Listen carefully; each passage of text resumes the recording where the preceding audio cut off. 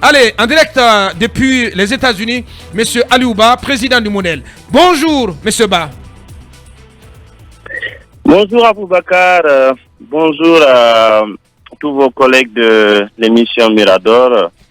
Bonjour à l'ensemble du peuple de Guinée et merci beaucoup de nous avoir donné l'opportunité de nous adresser à nos concitoyens ce matin. Merci beaucoup. Ouais, tout le plaisir, franchement, cette voix qui s'est fait un tout petit peu inaudible ces derniers temps dans le microcosme politique dans notre pays. Donc c'est avec bonheur que nous vous réentendons ce matin, M. Aliou Ba, et pour aller tout droit au but, en lien surtout avec votre situation, parce que vous n'êtes pas au pays. Peut-on vous considérer désormais en exil, M. Aliou Ba? Parce qu'il y a une question qui est sur toutes les lèvres ici à Conakry.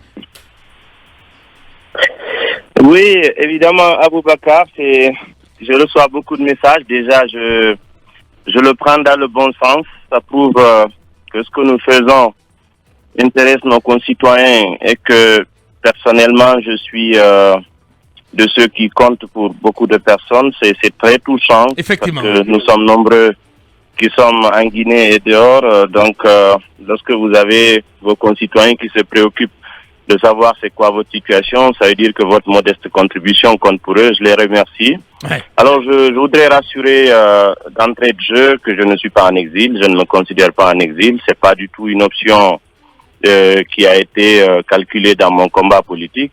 Je suis aux États-Unis et à l'extérieur, pour le dire, parce que je bouge beaucoup pour des raisons purement professionnelles. Il y a un calendrier qui avait été élaboré depuis le mois de juillet de l'année dernière. Vous savez, en dehors de la situation des 2 années de Covid, je suis quelqu'un qui se déplace beaucoup pour des raisons professionnelles. La politique, c'est pas toute ma vie, ça ne nourrit pas mes enfants aussi. Donc, j'ai du travail qui me permet de bouger à travers les différents projets dans lesquels je suis impliqué. Oui, mais entre-temps, c'est vrai que la situation, laissez-moi terminer de répondre à la question, s'il vous plaît. La situation s'est entre-temps dégradée. Voilà, la situation s'est entre-temps dégradée en termes de sécurité. Il y a eu beaucoup d'acteurs politiques qui sont aujourd'hui menacés. Presque tous ceux qui ont une voix contraire ou une position contraire à la conduite de la transition courent des risques. Il y a parmi certains de nos collègues qui sont en prison, ce qui est déplorable. Il y en a parmi qui sont sous contrôle judiciaire pour des raisons qui ne peuvent quand même pas se justifier. Donc, je n'échappe pas à tous ces risques, bien entendu, toutes ces visées. Mais évidemment, je suis quelqu'un qui prend en compte toutes ces dimensions-là. Lorsque je finirai ce pourquoi je suis à l'étranger, je rentrerai très rapidement à Conakry et je continuerai ma vie comme ça se doit. Oui, Aliou Ba, c'est un peu le narratif que beaucoup nous ont déjà servi. Pour un départ, ils ont dit non, c'est pas l'exil, c'est un agenda politique, c'est une tournée, mais à la fin, ils ont avoué tout de même qu'ils sont en exil, ils ne peuvent plus revenir parce que la situation qui prévaut ici, elle est incertaine, elle n'est pas rassurante pour des hommes que vous êtes aujourd'hui, politiques opposés à la transition.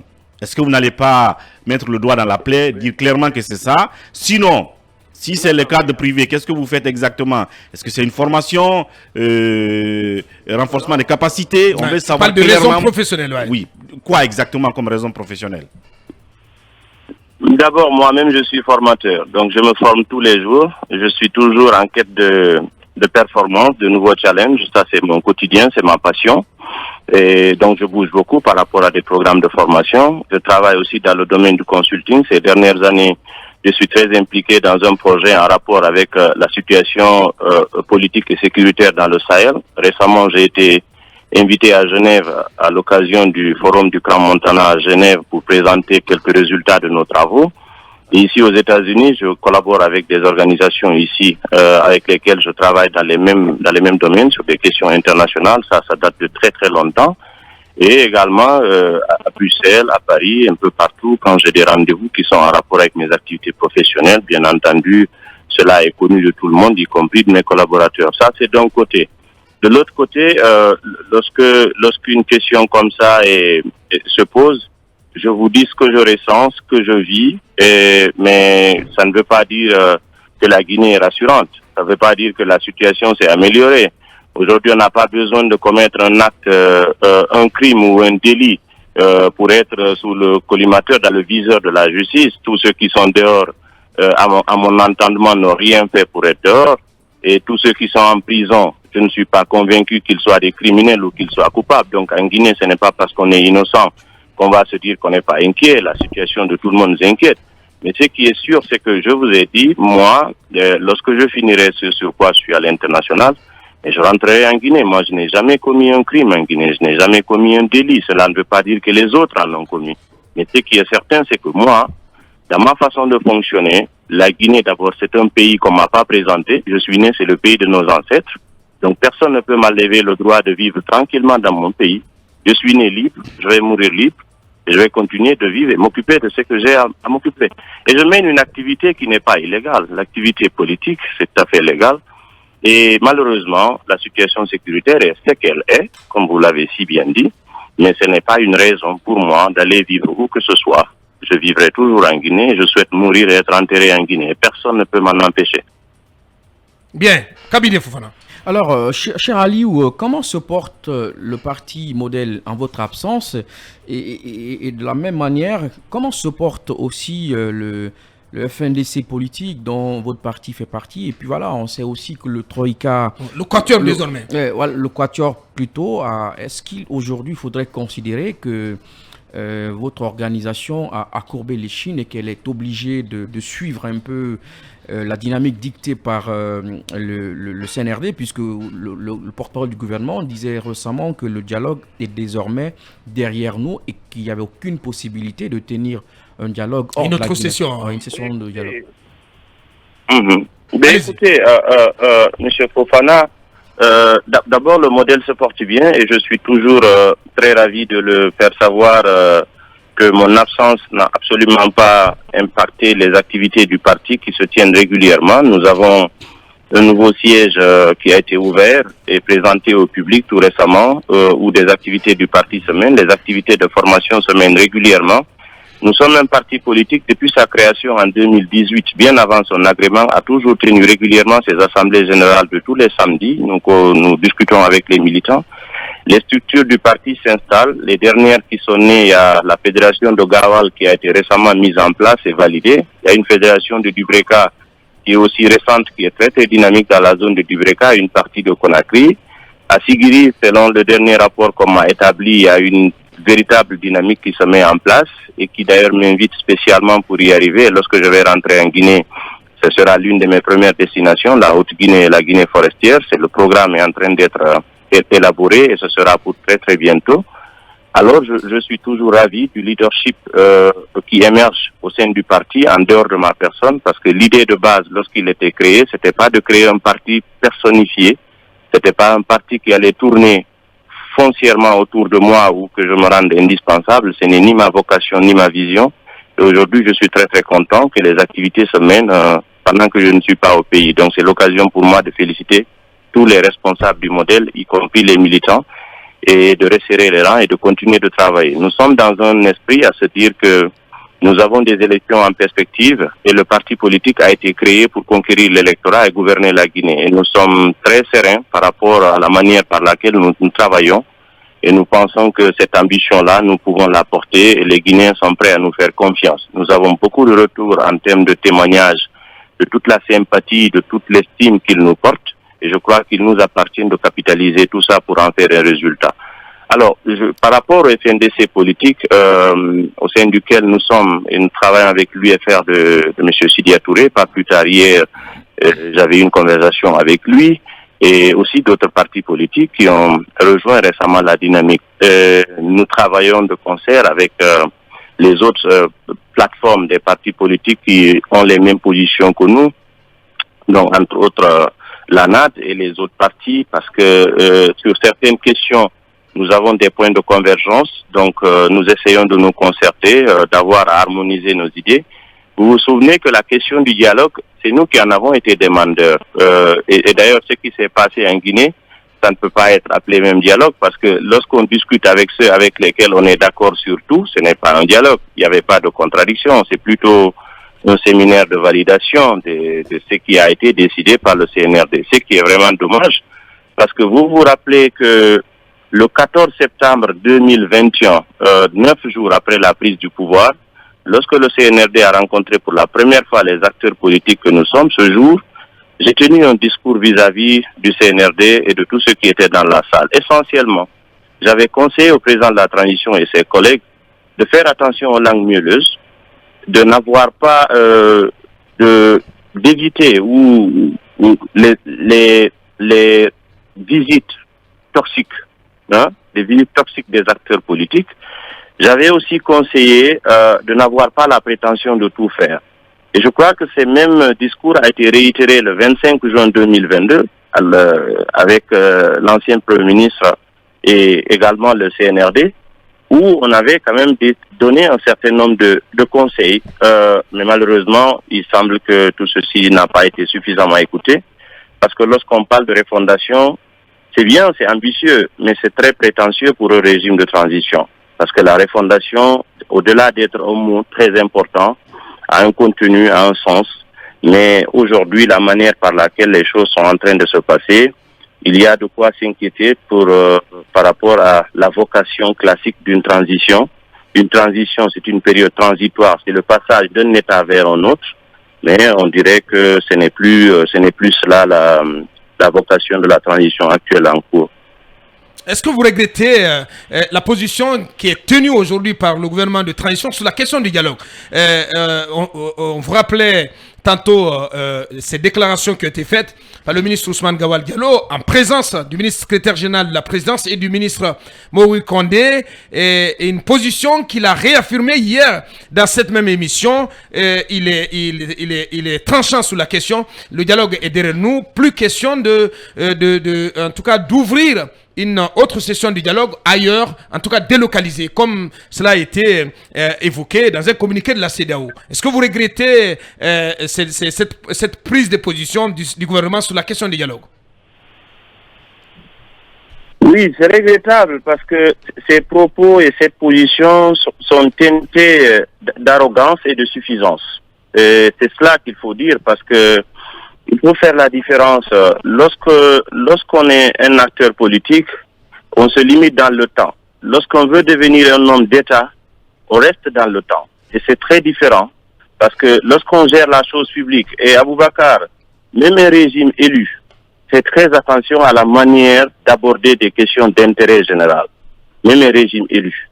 Vous avez vu dans des pays où, quand le pays est en difficulté, dans des situations où le pays est en difficulté, le président ou les autorités décident de parler avec tout le monde, avec la même attention, la même écoute, parce que c'est un pays qui appartient à tous. On n'est pas forcément obligé de dire qu'on se mettra autour de la table qu'avec ceux qui sont d'accord avec ce que nous faisons. Alors, je crois qu'il y a un précédent qui doit nous enseigner. Et ce précédent, c'est avec l'ancien régime. Ceux qui disaient récemment, il y a quelques années de cela, ce n'est même pas lointain, et j'avais conseillé de tirer les enseignements de l'histoire. Malheureusement, cela ne se fait pas, on dirait. Parce que ceux qui tapaient sur la table pour dire nous ne reculerons devant rien, nous ne céderons rien, nous discuterons avec personne. Ils sont où aujourd'hui? Voilà ce qui est arrivé. Et lorsqu'on décide de ne pas tenir compte de l'inclusivité, lorsque Alpha Condé et ses amis avaient décidé de faire le forcing pour le référendum, de faire le forcing pour le troisième mandat, ils l'ont fait. Ils l'ont fait, mais après, ça a donné quel résultat? Ça leur a rapporté quoi? Ceux qui empêchaient les gens de sortir, d'aller se soigner. Aujourd'hui, c'est eux qui ont des problèmes pour quitter le pays pour aller se soigner. Ceux qui contraignaient les gens à l'exil ou qui les mettaient en prison. Aujourd'hui, c'est eux qui sont en prison ou qui sont en exil. Vous pensez que quelqu'un peut empêcher cette roue de l'histoire de tourner? Non. C'est pourquoi il ne faut jamais soutenir l'injustice, quelle que soit la personne sur laquelle elle se commet ou quelles que soient les circonstances. Même si c'est votre pire ennemi, lorsqu'il est victime d'injustice, vous devez le soutenir. Parce que ça peut vous se retourner contre vous. Oui. On ne gère pas un pays avec de la suffisance, on ne gère pas un pays avec de l'arrogance. Parce que vous sentez maintenant de l'arrogance, de la suffisance, comme si vous êtes élu. Même si vous êtes élu, ce n'est pas de cette façon que vous devez vous comporter. Encore moins, vous n'êtes pas élu. Une transition militaire, elle n'est pas issue de la volonté de la population. Elle n'est pas le choix des gens. Et lorsque vous êtes là, quels sont les indicateurs que vous avez que vos actions sont déjà, il y a une adhésion à vos actions. Vous n'en avez pas. En dehors de ce que les courtisans vous disent dans vos bureaux, que tout le monde est d'accord avec vous, mais comment vous l'évaluez? Vous n'avez pas un élu maire, vous n'avez pas un député, vous n'avez pas un président. Vous ne pouvez pas le savoir. Parce que Aboubakar, il y a un certain nombre d'erreurs qui ont été commises dans les approches. La première, et elle est essentielle, il y a une fixation sur les personnes des leaders politiques. Alors qu'on ne se rend pas compte que derrière chaque leader politique, il y a une frange de la population qui s'y retrouve. Oui. Lorsque vous dites que vous vous en foutez de ce que tel et tel peut penser, ça veut dire que tous ceux qui se reconnaissent en lui se sentent automatiquement exclus du processus. Et c'est très grave, parce que derrière, vous faites la transition pour qui? Pour ces populations-là. On peut vouloir éliminer Cellou Dalein, on peut vouloir éliminer Sidya Touré, on peut vouloir éliminer Aliouba, on peut vouloir éliminer je ne sais pas qui d'autre. Mais après, ces populations-là, on ne peut pas les éliminer tout de suite. Elles ne se reconnaissent pas dans ce qui se fait. Et là, ça crée un problème, parce que ceux-là, ils auront un mot à dire, parce que c'est de la démocratie, il s'agit. Alors, la deuxième erreur, c'est de continuer de mettre les gens en prison sous contrôle judiciaire du 2 poids 2 mesures. Nous avons des crimes pour lesquels nous avons constitué des dossiers depuis l'ancien régime, et ce sont ces crimes et l'instrumentalisation de la justice qui ont justifié le coup d'État du 5 septembre 2021. Alors, au lieu de traquer ces crimes, au lieu d'arrêter ces criminels, au lieu de rendre justice, c'est des paisibles personnes qu'on prend aujourd'hui pour des criminels. On ne peut pas me convaincre que Sékou Koundouna est un criminel. On ne peut pas me convaincre qu'Ibrahima Diallo est un criminel, que Fonike Mengue, que Billo, que Gianni Alpha est un criminel. Alors, comment se fait-il que nous continuons à répéter cette histoire douloureuse de notre pays où chaque fois, c'est des problèmes interpersonnels parce que quelqu'un a eu une petite parcelle de pouvoir, il pense qu'il devient tout de suite le remplaçant de Dieu sur terre, c'est lui qui doit dicter comment respirer, c'est lui qui doit vous dicter où vous devez aller, c'est lui qui va vous mettre en prison comme ça lui convient. Et finalement, si on se fait... J'ai fait beaucoup de recherches sur l'histoire de la Guinée, et surtout récemment, la plupart des crimes d'État qui ont été commis en Guinée, c'est des crimes à caractère interpersonnel. Voyez ce qui est arrivé à Fodeba Keïta, voyez ce qui est arrivé à Diawadou Bari, voyez ce qui est arrivé à Diara Traoré, voyez ce qui est arrivé des cas les plus récents. Ce sont des gens assis dans leur bureau qui n'aiment pas la tête de tel parce qu'il dit ceci, parce qu'il ne fait pas cela, et tout de suite, ça vous donne le droit de l'envoyer en prison. On a vu ce qui est arrivé à Diallo Telli. Mais on va continuer comme ça avec notre pays. Ceux-là, ils sont là pour un temps. Dans un moment, ils vont quitter. Mais qu'est-ce qui adviendra d'eux? Ceux qui vont venir, c'est comme ça, ils vont les traiter aussi. Il faudrait bien qu'on fasse attention. Il faudrait qu'on fasse attention. Ça ne doit pas continuer comme ça. Des paroles très très profondes ce matin de M. Aliouba, président du modèle en direct des États-Unis sur Film Guinée. On continue avec vous à Koumba Diallo. Monsieur Aliouba, permettez-moi une petite indiscrétion. Je ne sais pas si actuellement vous êtes en situation d'exil, mais je me rappelle que quelques mois après la prise du pouvoir par le CNRD, vous m'aviez consulté sur certains de vos projets, dont 2 concernaient les États-Unis, et je vous avais conseillé de prendre vos projets et de vous éloigner un petit peu de la Guinée. Je fais ce témoignage juste pour dire qu'actuellement, je ne sais pas si vous êtes en exil, mais au départ, j'étais dans vos secrets. Je savais que vous étiez parti, pas pour vous exiler, mais peut-être pour... autre chose. Vous m'en excuserez cette indiscrétion. Bien. Mais, Monsieur Aliou, maintenant que le gouvernement, à travers son porte-parole, est catégorique, il n'y aura pas de dialogue, on ne recule pas, on ne reculera pas devant qui qu'il soit. Vous savez que c'est la poésie. Ce sont des poèmes bien hésités par le colonel Amara, mon grand frère Ousmane Gawal et autres. C'est la rengaine. Que vous reste-t-il finalement à faire, vous, en tant que politique? Quelle est la marche à suivre pour que le CNRD change de direction, à votre avis? Et puis, sur la question du dialogue délocalisé, que peut faire la CEDEAO pour éventuellement contraindre le CNRD, le gouvernement de transition, à y aller? Ok.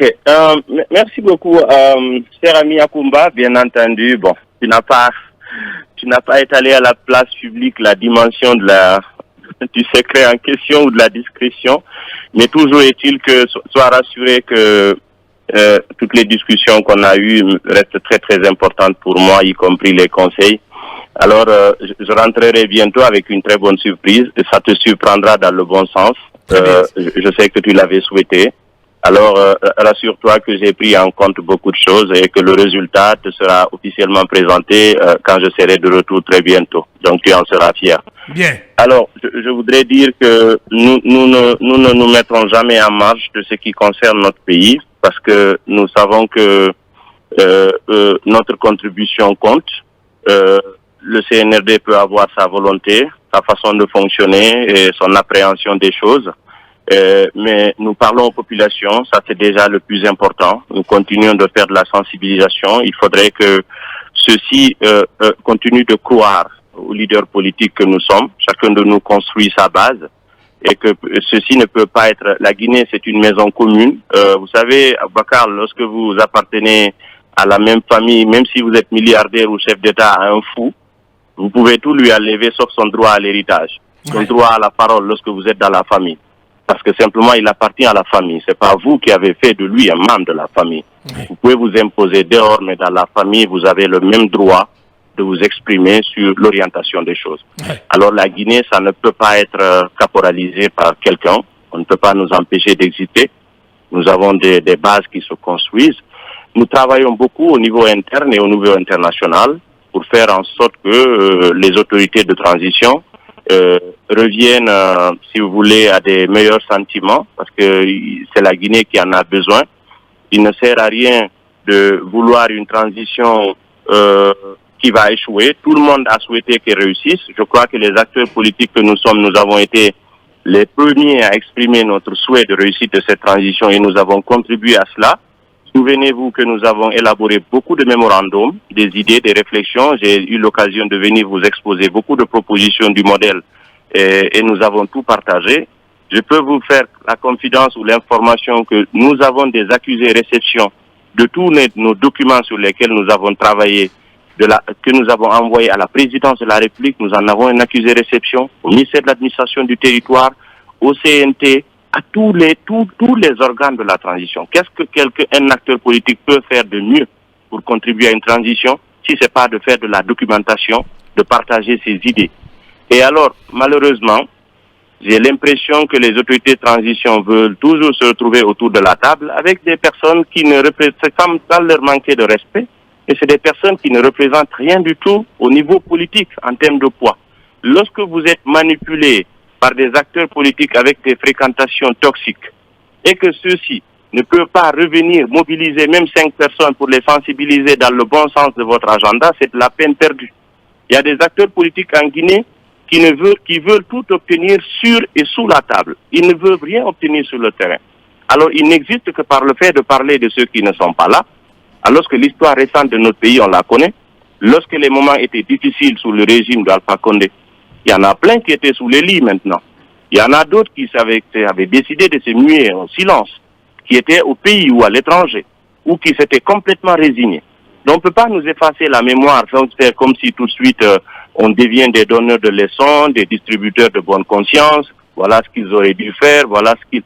Si chacun sait comment le pouvoir peut être obtenu, personne ne l'aurait cherché pour quelqu'un d'autre. Ouais. Mais vous n'avez pas répondu. Vous n'avez pas répondu à la question de. Est-ce que vous pouvez fermer quelques micros, Baba, s'il te plaît? Vous n'avez pas répondu à la question de Akumba, qui est celle de savoir que comptez-vous faire, que vous reste-t-il à faire face à, en tout cas, à ce son de cloche qui viennent de, en tout cas, ce discours qui vient du gouvernement de transition, qui reste, en tout cas, qui campe en ayatollah sur la question du dialogue, une question qui semble être totalement fermée aujourd'hui pour le gouvernement de transition, pour lequel il n'y a plus question de parler de dialogue. Que comptez-vous faire? Qu'est-ce que le Quatuor peut faire encore pour peser sur le cours des événements, pour ramener ce gouvernement à entendre raison sur la question du dialogue? Nous nous concertons, nous initions des choses, et je n'ai pas pour le moment leur mandat pour parler à leur nom à tous, pour dire tout de suite voici des actions précises qui vont être faites et que j'ai la charge de communiquer pour ces actions-là. Lorsque ce moment viendra, ceux qui sont chargés de le faire le feront dans des conditions avec le langage approprié. Mais ce qui est certain, ce que j'étais en train de vous dire, c'est de rassurer nos concitoyens que rien ne se fera sans nous. Ça, c'est évident. Parce que il n'y a même pas d'option. Il n'y a pas une autre option. Ce que certains voudraient dire, c'est de dire que, écoutez, s'ils veulent ou s'ils ne veulent pas, tant pis. Mais après, ceux-là, ils représentent qui? Ils parlent pour qui? Ils le font au nom de qui? Qui leur a donné le mandat de faire comme ça? Alors, il faudrait bien que les gens sachent qui ils étaient hier, qui ils sont aujourd'hui, et qu'est-ce qu'ils pourraient devenir demain. C'est très important d'analyser, de calculer tout ça lorsqu'on s'exprime à la place publique. Surtout si on le fait au nom d'une autorité de transition. Donc c'est très très important. Bien. Alors pour nous continuons de travailler, nous faisons du plaidoyer, nous rencontrons des dirigeants, nous rencontrons des chefs d'État, nous rencontrons tous ceux qui sont préoccupés par la situation de la Guinée. Aujourd'hui, la précarité sur le terrain, quand même, elle est criante. C'est pourquoi je dis, c'est bien d'avoir l'idée d'une refondation. C'est même excellent comme idée. Mais c'est prétentieux pour le régime de transition. C'est par une gouvernance civile élue légitime qu'on engage des opérations d'envergure par rapport à des projets de refondation. Si les actuelles autorités sont intéressées à cela, elles doivent comprendre que la plus grande et la plus noble des réussites d'une transition, c'est de passer le pouvoir à un gouvernement civil normalement élu dans des conditions transparentes et inclusives. Ça, c'est tout le grand bilan. Par la suite, lorsqu'on nourrit des ambitions politiques et qu'on ait conduit la transition, ils sont des Guinéens comme tous les autres, qu'ils se préparent à venir conquérir le pouvoir par l'électorat. Après, ils peuvent refonder la Guinée comme ça leur convient. Ce sera au grand bénéfice de chacun de nous. Moi, je voudrais bien que la Guinée soit refondée. Tout le monde voudrait bien que cela soit fait. Mais il faudrait que cela soit fait comme ça doit se faire. Pas parce qu'on a envie de dire des choses et que derrière, on se rend compte que c'est juste de la manipulation. Ça ne peut pas fonctionner. Nous sommes en 2023 où les esprits sont éveillés quand même. Bien, M. Alouba, président du modèle en direct des États-Unis sur Film Guinée et d'Amirador. La suite avec vous, Manu. Alors, Monsieur Aliouba, moi j'ai envie de vous entendre parce que vous avez bien fait justement de terminer tout à l'heure en parlant de la refondation et entendre justement le CNRD mais aussi à en juger par les actes qu'il est en train de poser. On a l'impression qu'aujourd'hui tout est focalisé sur ce concept de refondation de l'État. Est-ce que vous avez l'impression que le retour à l'ordre constitutionnel est relégué au second plan? Et l'autre question, c'est par rapport à la durée de la transition. Vous avez entendu le colonel Mamadi Doumbouya lors de son adresse à la nation le 31 décembre dernier parler d'un compromis dynamique qui a été trouvé avec la CEDEAO autour de la durée de la transition. Est-ce que vous craignez là également que autour justement de ce concept de dynamisme-là, peut-être compromis dynamique, qu'on puisse s'attendre peut-être à une durée plus ou moins élastique? Écoutez, cette hypothèse n'est pas à exclure. Pour le moment, pour ne pas en faire un procès d'intention, je ne serai pas formel, mais je dirais simplement que très souvent, il y a de la subtilité dans les mots. Lorsqu'on y insère, après, c'est pour en donner l'interprétation de son choix ou le contenu de son choix. Mais il serait vraiment dangereux de faire durer la transition parce qu'une transition, plus elle dure, plus elle s'enlise. Ça, c'est évident. Il n'y a pas de miracle possible. Dans presque tous les pays du monde où vous avez des transitions qui s'éternisent, c'est soit il y a un danger qui est dedans, ou bien c'est une dictature qui se met en place. Je rappelle que la transition du CMRN a duré 9 ans, de 1984 à 1993. Elle a accouché d'un régime militaire totalitaire jusqu'en 2008. Et la transition du CNDD était partie aussi pour rester. Aujourd'hui, c'est son procès qui est en train de se tenir chez nous, au pays. Alors, cette transition-là n'a pas intérêt à vouloir jouer avec l'OTAN. Vous pouvez trouver tous les arguments, justifier, nous n'avons pas de financement pour ceci, nous ne sommes pas entendus pour cela. Mais plus vous prenez du temps pour une transition, plus vous vous enlisez. Parce que derrière, il y a une situation économique très précaire qui ne peut pas se résoudre pendant une transition. En période de transition, les acteurs politiques font de l'observation. Ils font de l'observation, ils sont attentifs, ils se disent que nous nous mettons en perspective. Lorsque les choses iront mieux, nous allons investir, nous allons continuer nos activités. Au niveau international, les institutions approchent de travail de maintenance avec vous. On a des programmes qui sont déjà validés à travers les différents conseils d'administration de ces institutions-là. on se dit il faut les déployer parce que c'est des programmes d'assistance, de maintenance. Il faudrait bien les déployer. Ça ne va pas être vu comme étant un indice de collaboration lorsqu'on dit que l'Union européenne a donné 5 millions d'euros par-ci, ils ont financé 15 millions d'euros par-là. Il faut savoir que ça, c'est de la programmation budgétaire et que ces enveloppes sont destinées au pays et que quelle que soit la situation du pays, on assiste même la Somalie, on assiste même le Burundi, on assiste même l'Érythrée. Il y a des pays en guerre qu'on assiste.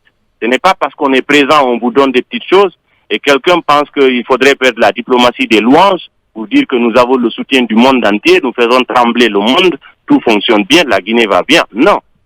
Vous n'avez pas de grands projets, vous n'avez pas de grandes ressources. Actuellement, vous avez vu que l'État guinéen vit essentiellement de la répression fiscale. J'ai vu récemment les indices, les dernières informations en rapport, par exemple, avec la contribution foncière unique. Aujourd'hui, elle est en hausse. Vous avez l'impôt minimum forfaitaire. La Guinée a tendance à vouloir imposer même le capital des entreprises. On porte l'impôt sur le bénéfice, c'est pas sur le capital. Alors, on a tellement besoin d'argent qu'on essaie de ratisser partout. Et l'assiette fiscale est très rétrécie. Lorsqu'elle est rétrécie, on met de la pression fiscale, vous faites disparaître la matière imposable. Aujourd'hui, s'il y avait des statistiques en Guinée, je travaille sur ces dossiers-là, je travaille dans le domaine-là. Si vous avez des statistiques en Guinée, vous vous rendrez compte qu'il y a une fuite des capitaux en Guinée. La plupart des entrepreneurs qui sont en Guinée, presque font de la délocalisation où ils sortent du territoire, même s'ils restent là au minimum, mais se sont fait une double activité. Soit ils sont réorientés sur la Sierra Leone, sur le Libéria, sur la Côte d'Ivoire ou le Sénégal. Même s'ils sont en Guinée, mais parallèlement, ils se retrouvent dans ces pays-là. Combien sortent? De quelle manière les gens là sont en train de sortir? Ça réduit complètement le potentiel imposable.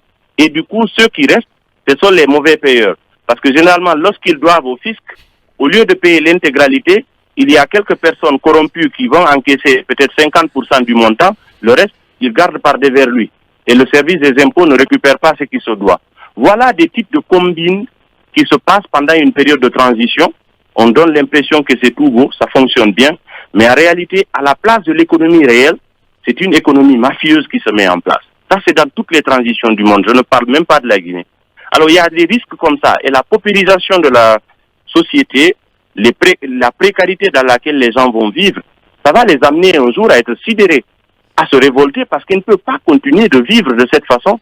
Et surtout lorsqu'on voit l'opulence des nouveaux maîtres, quand on voit le train de vie qui change tout de suite, les gens, ils regardent ça, ils sont intelligents.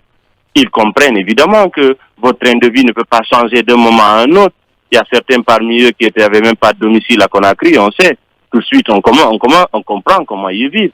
Tout ça, c'est des choses qui renvoient à une très mauvaise image. Il faut qu'on fasse attention. Si on fait de l'élasticité par rapport au calendrier de la transition, je vous garantis qu'on risque de dévier. Et je l'ai dit aux autorités de transition, je l'ai dit aussi en public.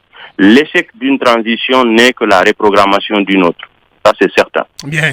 Monsieur Alouba, président du modèle en direct sur nos antennes. Avant de continuer, avant de passer la parole à Ibrahima Soroli Konsuma, ce message de Général Bailo qui nous écrit aussi ce matin. Bonjour le juste, bonjour Fim, bonjour à tous. Permettez-moi de dire bonjour à votre invité politique du jour, mon président, monsieur Alouba, président du modèle, le produit politique le mieux vendable de notre pays. De passage, une pensée positive aux camarades Foni Kemenge, Ibrahima Diallo et Billo Ba, tous prisonniers de Charles White et son patron Mamadi Doumbouya, et du fond de sa cellule, Ibrahima Diallo fait un témoignage sur les événements du 28 septembre et demande aussi le témoignage de la Croix-Rouge. Et soit dit en passant aussi le message de l'excellent photographe Djabi, et c'est le tout dernier, avant de vous laisser continuer, donc qui salue toute l'équipe, et voilà, et qui s'en prend à EDG aussi. Voilà, d'autres questions très très rapidement. Ibrahima Soroli Konsuma. Alors, Aliouba, depuis un bon moment, l'horizon s'obscurcit pour vos amis du FNDC et d'autres acteurs politiques, notamment Fonike Mengue, Ibrahima Diallo, qui croupissent en prison depuis 7 mois sans jugement, Bill Loba, qui vient d'être jeté en prison, mais aussi et surtout l'ex-coordinateur Sano, convoqué à la justice pour participation à une réunion non déclarée. Pendant ce temps, de nombreux autres leaders et autres responsables de l'ANAD et autres coalitions sont placés sous contrôle judiciaire et empêchés de voyager. Êtes-vous inquiet de cette situation? Oui, bien sûr que c'est très inquiétant. C'est l'occasion pour moi de leur envoyer un message positif au nom du modèle, en leur disant qu'ils ont toute mon estime, toute ma solidarité, que ce soit ceux qui sont en prison, Foundiké Ibrahim Bilo, que ce soit ceux qui sont en exil, Diani Alpha, Abdoulaye Oumou, et tous les autres. Abdourahmane Sano, je me réjouis du travail qui a été fait par ses avocats et qu'il soit ainsi. Maintenant, on peut même poursuivre les gens pour des réunions tenues. Je crois que même la Corée du Nord ne fonctionne plus de cette façon. Au moins, là-bas, il faudrait pas qu'on recule à ce point. Ce sont des pratiques du régime précédent. Je crois que c'est pour toutes ces raisons que le CNRD a pris le pouvoir. Le discours du 5 septembre encore reste dans nos têtes. Ils avaient dénoncé tous ces faits, ils avaient dénoncé l'instrumentalisation de la justice. Il y a certains magistrats qui s'étaient même confessés après pour à visage découvert pour les injonctions qu'ils recevaient. Si aujourd'hui on continue, j'ai vu des images quand même horribles de l'arrestation de certaines personnes, la manière par laquelle Bilo a été traqué et tous ces trucs-là, je crois que ces gens-là ne sont pas un danger pour notre pays, pas du tout. Au contraire, on devrait plutôt saluer tous les efforts qui ont été fournis ces derniers temps. Si on a connu quand même cette transition qui nous a libérés à un certain moment d'une dictature, c'est parce que des Guinéens ont fait des efforts pour non seulement empêcher que le troisième mandat prospère, mais également décrédibiliser le régime d'Alpha Condé qui ne méritait plus de gouverner la Guinée. Donc un travail politique de fond, un travail social de fond a été mené, c'est ce qui a favorisé l'avènement du CNRD et l'objectif c'était qu'une autorité de transition vienne mettre fin à toutes ces pratiques. Aujourd'hui, vous avez Fodé Ousou Fofana qui souffre en Guinée pour aller se soigner. Ce monsieur, il n'est pas un criminel. On ne peut quand même pas continuer de se comporter de cette façon. Il y a Selou Baldé. Il y a tellement de personnes que je suis quand même peiné de mettre des listes de personnes prisonnières, des personnes qui sont... La Guinée n'a pas besoin de ça, honnêtement. Le CNRD aussi n'en avait pas besoin. Ce sont des contradictions ordinaires. Je crois que c'est une occasion de dire au colonel Doumbouya et tous les autres que ce n'est jamais tard. Mais il faudrait arrêter ces pratiques. Il faudrait reconsidérer cette façon de fonctionner. Si vous avez encore des gens qui viennent vous dire que tout ça est bien, les populations sont d'accord, vous avez des langues mielleuses qui viennent vous raconter des choses pour avoir leurs petits avantages, ceux-là, ils ne seront jamais là lorsqu'on a des problèmes. Aujourd'hui, le capitaine Dadis, Camara, tous ceux qui le soutenaient, les mouvements de soutien et tous les démagogues qui étaient au camp Alpha Ea, toute la propagande qu'il y avait, à l'époque, on était là. Mais ceux-là, ils sont où aujourd'hui? Ils ne s'affichent même pas. Ils ne peuvent même pas le fréquenter en prison. Et aujourd'hui, vous avez ce procès qui doit nous enseigner la manière par laquelle il est en train de se passer. Donc, beaucoup de choses doivent quand même nous enseigner. Ce n'est pas, en fait, de ça que notre pays a besoin. Lincoln, ça ne peut pas nous permettre d'aller de l'avant. On ne peut pas mettre une marmite sur le feu, fermer la marmite avec cadenas, continuer d'activer le feu et espérer une bonne cuisson. Ça ne peut pas fonctionner. Il faudrait que la démocratie respire. Surtout que le droit de manifester a été réitéré dans la charte de la transition. Comment peut-on élaborer une charte sans consulter? D'accord. Tout le monde s'est mis d'accord. La charte réaffirme tous les droits et libertés des citoyens. Et au-delà de cette charte, il y a une décision d'interdire systématiquement toute manifestation, tout moyen d'expression d'un avis contraire. Alors, il ne faudrait pas que le CNRD soit en contradiction avec lui-même. Lorsqu'on a la charte, qu'on respecte l'esprit de la charte. Donc, je crois que c'est à ce niveau-là que les autorités doivent redresser la tendance actuelle. Ça ne peut plus continuer. On ne peut plus continuer de mettre les gens en prison, leur interdire de voyager, continuer des abus comme ça. Ça dessert complètement la transition et ça dessert notre pays. Nous ne souhaitons pas que cette transition échoue, mais s'il y a des gens à l'interne qui font tout pour faire échouer la transition, ils auraient trahi la confiance du colonel. Bien. Toute dernière question en 2 minutes exactement avec vous, Talibé Bari. Alors, il nous reste 2 minutes. Et vous avez parlé du cas des détenus sociopolitiques, mais le cas Kassori, Fofana notamment, dont les demandes de mise en liberté sont systématiquement rejetées. La Cour suprême joue la montre, reportant toujours à plus tard l'examen de sa situation. Est-ce que vous iriez jusqu'à penser que ce cas finit par être un dossier politique? Écoutez, vous savez, malgré tout ce que nous avons comme contradiction, que ce soit Kassori Fofana, Damaro Kamara, Mohamed Diani et tous les autres, nous défendons toujours leurs droits et leurs libertés, peu importe les positions politiques que nous avons, qui sont des positions très divergentes. Ce qu'il y a à faire, nous avons toujours souhaité qu'ils soient jugés, parce que simplement, nous étions opposés à leur façon de gouverner la Guinée. Ils ont commis des abus, il y a eu beaucoup de délits, ils étaient à la tête d'un gouvernement qui a même commis des crimes, il y a eu beaucoup d'assassinats politiques, il y a eu de la répression, ça ce sont des faits. Mais comment est-ce qu'on peut établir ces faits sans pour autant soupçonner quoi que ce soit? C'est par la justice. On ne peut pas détenir indéfiniment les gens et sans organiser Ils ont droit à un procès. Ça, c'est pas moi, Aliou, qui le dit, c'est pas un sentiment personnel, c'est pas une volonté. Ils ont droit à un procès, ils ont droit à la défense et ils ont droit d'être défendus. Lorsque le tribunal, le juge va établir leur culpabilité, qu'ils soient condamnés à la hauteur des actes qu'ils ont commis. C'est tout ce que nous demandons. Il y a quand même à regretter qu'ils restent indéfiniment en prison et que leur procès ne s'organise pas. C'est comme les acteurs de la société civile, combien de temps encore? Mais comment peut-on croire qu'on mette des gens en prison, des pères de famille, des responsables, je parle même de façon générale, et que soi-même qu'on rentre à la maison, qu'on voit ses enfants, qu'on se couche, qu'on dort? On sait pertinemment qu'il y a des personnes en prison, vous ne faites pas ce que vous devez faire, vous devez être interpellé par votre conscience. Donc, j'en appelle à l'organisation des procès pour tous les détenus et que des juges indépendants, que de la justice de façon indépendante puissent trancher et que ces gens-là, s'ils méritent la liberté au regard du droit, qu'ils rentrent libres chez eux. S'ils méritent d'aller en prison, que ce soit clairement établi sans leur apporter, si vous voulez, un quelconque... enfin, je soutiens à ce que les procédures soient respectées. Bien dit. Donc, pour moi, ils doivent être jugés. Ils ne restent pas en prison indéfiniment sans procès. Ce n'est pas du tout une bonne chose. Voilà, Kédi. Grand merci à vous, M. Alouba. Merci en tout cas pour cette brillante intervention chez nous ce matin. Et comme c'est d'ailleurs le cas chaque fois que vous prenez la parole sur Film Guinée, merci de votre disponibilité habituelle. Merci beaucoup. Merci à vous, Bakar. Et bonne journée à l'ensemble du peuple de Guinée. Merci. Je vous promets un retour dans les prochains jours avec une bonne surprise à la clé. Très bien. Très bien. À bientôt. Grand merci à vous donc également pour cette intervention. Merci. Ça en est terminé pour aujourd'hui. Merci à nos équipes sous la conduite de Ibrahim Diallo, nos équipes à la régie, à la transmission. Merci à tous les 6.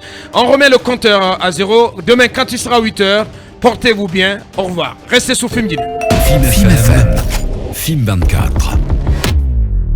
Mirador, la grande messe de l'investigation journalistique, la plus grande tribune politique de la Guinée, avec Aboubacar Diallo, Talibé Bari, Mamadou Ouri Diallo, Akoumba Diallo, Kabinet Fofana, Ibrahima Lincoln Souma, Mamadou Diambalde.